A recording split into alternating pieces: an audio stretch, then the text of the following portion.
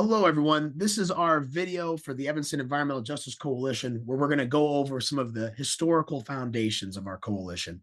Environmental justice, the environmental justice movement goes back many decades. It's rooted in past injustices that have been imposed on people and their responses to those injustices.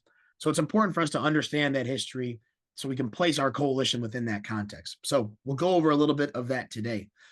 And so why do we need this history? We need to root our work in the past struggles that went before us. We have a responsibility to the activists, the people who have struggled before us. We must understand why and how have environmental justice injustices taken place. How have people mobilized against these injustices? What has been accomplished and what remains unfinished? And so this presentation is not meant to be comprehensive, but is meant to start the conversation and to be a good reminder that throughout this work, we should root ourselves in this historical context. So before we talk about environmental justice, we need to talk about environmental injustice, because the environmental justice movement is really a response to environmental injustices. And this injustices of all kinds have existed throughout human history. It's inherent to human history. And we can argue that past forms of war and domination, while not labeled as environmental injustices, were forms of environmental injustices. So this has very deep roots in human history. This, just because the term environmental justice came from the 20th century doesn't mean that this is something that was invented in the 20th century. We've always had environmental injustices as humans. And so we want to think back to, we try to start our meetings with some form of a land acknowledgement and a labor acknowledgement.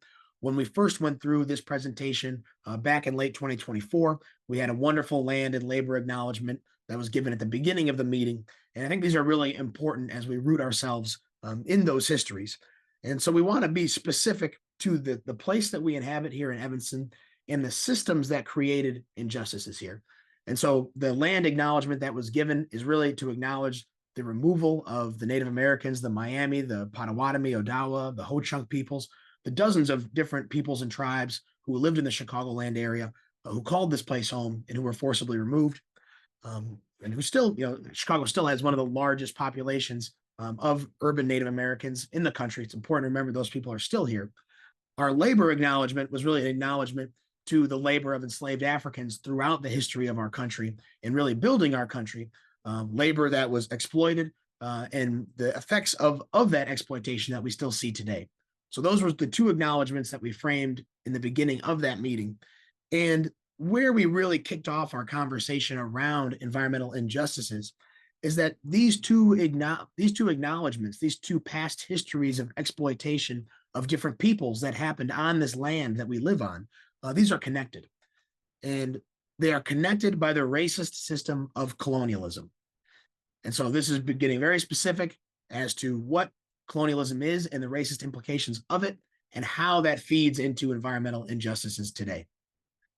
So let's look at what's the definition of colonialism. It's maybe a buzzword you hear all the time, but let's look at a few definitions. According to Oxford Reference, colonialism is the control over one territory and its peoples by another, and the ideologies of superiority and racism often associated with such domination. So we see right there in the definition, this is about superiority. This is about racist ideologies. This is about domination of one peoples over another. Merriam-Webster says the domination of a people or area by a foreign state or nation, the practice of extending and maintaining a nation's political and economic control over another people or area. So what's connected by both of these definitions is that colonialism is a racist system, and it is responsible when we think very specifically about our country, about the land that we live on, and we really want to have a place-based focus to take these large definitions and put them into practice. This is the system that is responsible both for the removal of Native Americans and for the enslavement of Africans. And we see those as really the roots of environmental injustices on the North American continent. And all of the injustices that we are dealing with today stem from these original ideas of colonialism in one way or another. And we're going to show you exactly how that manifests itself right here in the geography of Chicago. So take a look over here on the left-hand side. And I asked the group when we did this the first time, why does Chicago exist? What makes our city be right here on the western shores of Lake Michigan? And I asked the question, and of course it was Miss Janet who shot up her hand. She said waterways, and Miss Janet was correct because it is waterways. The reason that Chicago exists where it does and the reason Evanston exists where it does is because this is the closest connecting point between the Great Lakes water system and the Mississippi water system. And when the original French explorers, the first non-native peoples came to Chicago, they identified that if only you could build a canal between Lake Michigan and the Des Plaines River, which connects to the Illinois River and then to the Mississippi River, you would have a waterway connection all the way from the markets of Europe into the interior of the United States and down to New Orleans. And so this became an immediate fascination by the colonial powers, particularly the French. They saw that Chicago, or the area that would become Chicago, could be a seat of great commerce, a place where a lot of trade could happen. And so we see that the very first treaties that are done in Chicago, the treaties for Native American removal, focus around the area that becomes this canal. And so here, over here on the left-hand side, this is the 1816 Treaty of St. Louis. You see that there are these diagonal lines that run from northeast to southwest. These are called the Indian boundary lines. These lines are actually still seen in the physical environment of Chicago today. You can think of actually Rogers Avenue in Rogers Park is the Indian boundary line, as are roads called Indian Boundary Line Road. There's a golf course. There's the Indian Boundary Prairies in South suburban Markham. So there's still manifestations of these lines. But what I want to call your attention to is the fact that this very line, this very sort of indication of Native American removal in 1816 is going to continue. You're going to see the same pattern show itself again and again in histories of exploitation here in Chicago. And so in 1816, the Native Americans from this area are all removed. None are allowed to be in the area of the Indian boundary lines. And then a few decades later, the Illinois and Michigan Canal, that canal which connects the waterways, is finally completed. And this is really what is responsible for the growth of Chicago as a major city, a major metropolitan area and trading hub in our nation's history. So let's continue connecting this, because while the canal was the primary form of transportation in the 1800s, as we get to the later 1800s, the railroads really become the primary means of moving goods and really is what puts Chicago on the map. And what we can see here is that on the exact same line of the 1816 Treaty of St. Louis, this is where all of the major intermodal facilities are in Chicago. And intermodal facilities are the big railroad yards where trains take their kind of all the shipping, all the containers that they have, and it is unloaded onto trucks or unloaded onto other trains. And so you see that this diagonal line, which follows the course of the canal, becomes the main place where we see all of the major intermodal rail. This is also the place where we see a lot of the major highways in Chicago, particularly I-55, the Stevenson Expressway. You can actually see on this map, if we zoom in here, it says I&M Canal right here. So I-55 is literally following that original path of the Indian boundary line, that original path of the canal. And so just as the Native Americans were removed in 1816 to build this canal, as were many working class, Black, Jewish, and Latino neighborhoods along the courses of these highways. And so we see once again how trying to build up the economic system of Chicago is coming at the expense, coming at the exploitation of working class people or disadvantaged people. So here on the right-hand side, we see the destruction of a Jewish neighborhood on the near west side for the Congress Expressway, one of the first highways here in Chicago. And this sort of history of exploitation, this history particularly of our freight infrastructure, and one thing I want to call out, both from a climate justice view and from an environmental justice view, is that a majority of the environmental justice issues that we see in Chicago come from our transportation sector. They come from the proximity of communities living near highways, living near intermodal facilities. But in addition, and I just saw this in a recent report, what is the largest contributor to greenhouse gas emissions in Chicago? It is our transportation sector. It is the fact that so much of the nation's freight, whether by truck or by rail, moves through Chicago. And the single greatest area of greenhouse gas emissions is another form of transportation. It's actually O'Hare International Airport. That is the place where the single most emissions annually come from Chicago. And you can see on this map, this is the cumulative burden of environmental exposures and population vulnerability. This is a map completed by the Natural Resources Defense Council. And you can see that both up by O'Hare, where we have a large, the largest source of emissions from all those planes that are taking off, we see that there's an environmental burden upon that population here in that darker red color. But most importantly, we see the area along the I-55 corridor, along the I&M Canal, along where those intermodal facilities are found. That is where some of the highest burdens, environmental burdens on populations in Chicago are found. So we see that these histories of exploitation are connected to present day suffering. It's right there in the physical infrastructure of Chicago. So I've already called out this pattern, but just one more time. Do you notice the pattern here? And the pattern is that the economic system has relied upon the exploitation of marginalized communities time and time again. First, it was the Potawatomi, Odawa, Ojibwe, and other native peoples who were removed here, first in 1816, and then in other treaties in the 1830s. Then it was Black, Jewish, and other working class communities for the Congress Expressway, the Dan Ryan Expressway, and the Stevenson Expressway. And finally, today, it is those folks that live near those intermodal facilities, that live near those transportation hubs, which are mostly Black and Latino residents, who are suffering due to this prioritization of economics over people. And so it's to say that some people have always been deemed expendable for this kind of success in Chicago, but also throughout the world.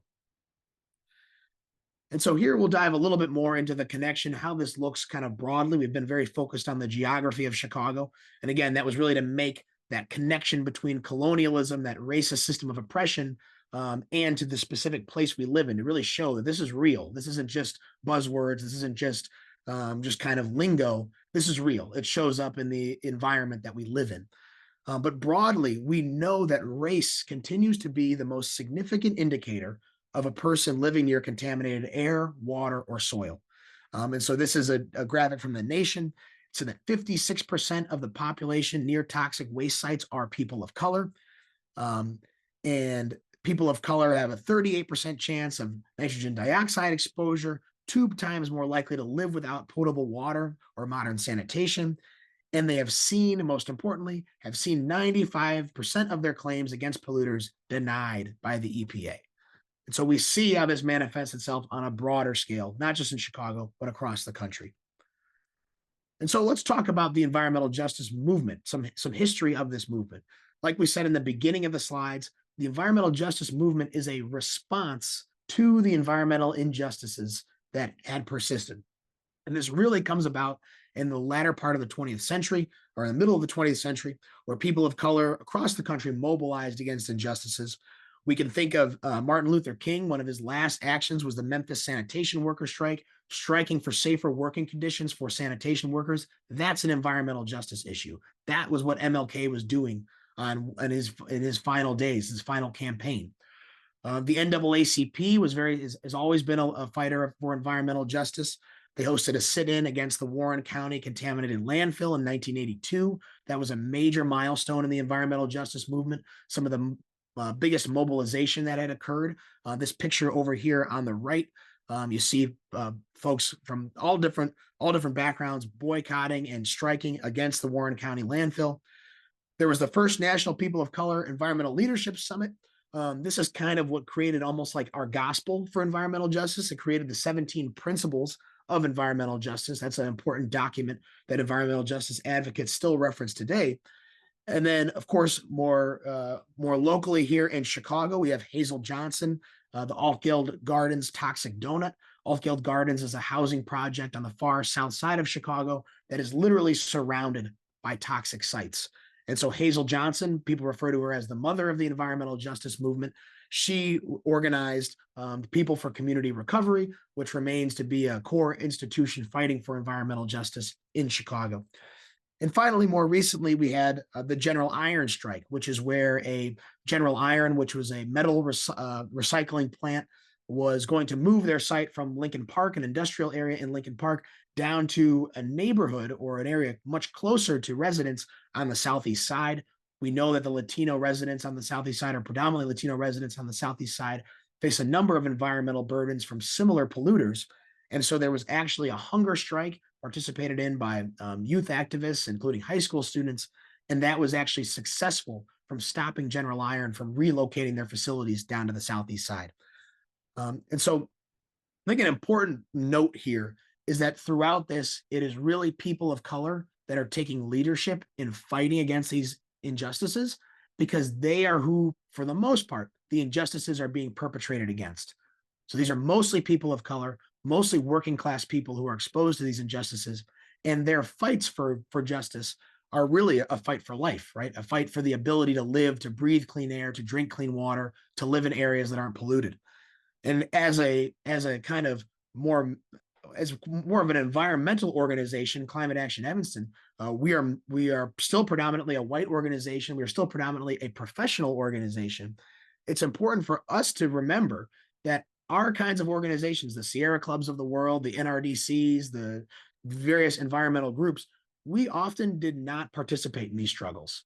We were more focused on preserving land and, noble causes.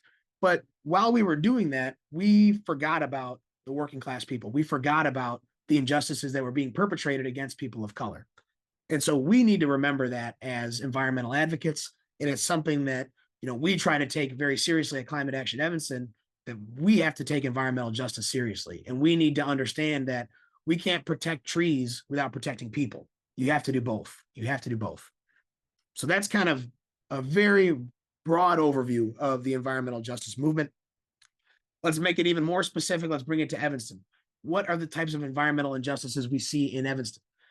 This is from Dino Robinson, who was the founder of Shorefront Legacy Center. He's done a lot of local history in Evanston. This comes from his work Undesigned, the Red Line, which was an exhibit and just kind of large historical project that he had put together. So we know that Evanston has had a sizable Black population, really dating back to the original Great Migrations as early as the 1850s, or actually before the Great Migration. And in the early 1900s, real estate brokers in Evanston started informally segregating Evanston, mostly by putting the Black community near the 3 railroad lines. This kind of formed a distinct triangular zone with the Metra on the east, the canal to the northwest, then kind of bordered sort of on the south around Dempster or Church. This is really the heart of Evanston's 5th Ward today. Then in the 1919 city zoning code, due to the zoning code and due to the Federal Housing Authority's redlining, the practice of redlining in the 1930s, that together with racially restrictive covenants all contributed to the segregation of Black residents more strongly near railroads, industry, places with less green space, places with more pollution. And so this is kind of the history of what that has looked like in Evanston. First, Black residents lived kind of throughout Evanston, but mostly along the railroads and less desirable areas. And then we see in the early part of the 20th century, the Black community really gets consolidated into the area now thought of as the 5th Ward, with the Metro tracks on the east, Green Bay Road on the east, and the canal on the northwest. And so that's kind of the origins of environmental injustices here in Evanston. But there's also other ways that environmental injustices are perpetrated, through access to beaches or access to green spaces. We know that beach tokens limited the ability for Black residents to feel comfortable, or even working class residents to feel comfortable going to the beach, because there was a financial barrier from accessing the beach. And we've also heard from members of our own environmental justice coalition, having a barbecue or a cookout at public parks in Evanston just with your family, and having the police called on you because Black people gathering in a park is intimidating or scary for people. And so that is another form of, or is perceived to be that way.